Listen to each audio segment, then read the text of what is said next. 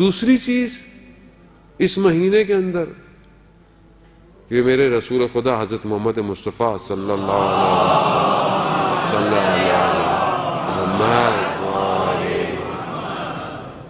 رسول خدا نے ارشاد فرمایا کہ جو شخص ماہ رجب کے جمعے کو 100 دفعہ سورہ توحید کی تلاوت کرے گا، روز قیامت ایک نور ہوگا جو اس کی جنت تک رہنمائی کرے گا۔ اللہم صلی علی محمد۔ اور عزیزان محترم، آپ یہ دنیا کے بڑی بڑی سرچ لائٹیں، یہ بڑے بڑے ٹاور چمکنے والے، یہ یہیں ماند پڑ جائیں گے۔ وہاں روز ظلمت ہے، وہاں تاریکی ہے، وہاں کوئی نور نہیں ہے، یہی نور ہے کہ جب حدیث طولانی ہے کہ وقت نہیں کہ میں ابھی بیان کروں، انشاءاللہ فرصت ملی ایام میں، پروردگار نے حضرت موسیٰ سے کہا کہ ذکر نور، میرا ذکر نور ہے موسیٰ، یعنی میرا ذکر کرو، نور ہوگا تمہارے طرف ہر طرف۔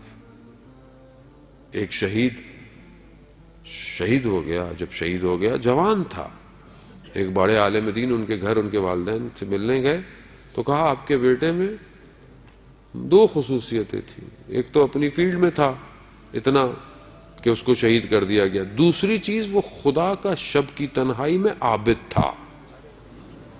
32 سال کا جوان تھا، یعنی 32 سال میں انسان اتنی عبادت کرتا ہے کہ کوئی اولیاء خدا کو پتہ چل جائے کہ کتنی عبادت کرتا ہے۔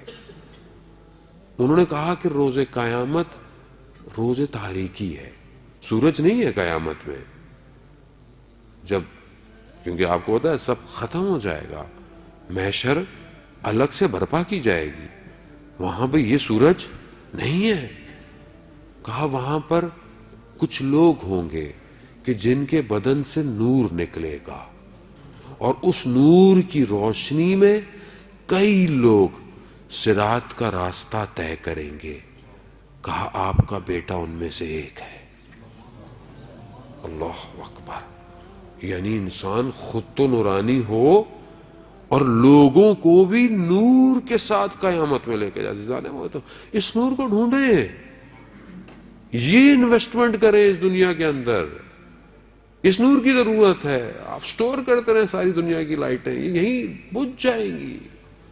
یہ تو اسی وقت بجھ جاتی ہے جب انسان حالت عزدہ کے اندر اکیلا بیٹھا ہوا ہوتا ہے، جب موت کا فرشتہ اس کی طرف آ رہا ہوتا ہے تو اس کے سامنے اسکرین آ جاتی ہے، اسکور کارڈ آ جاتا ہے کہ کیا کیا۔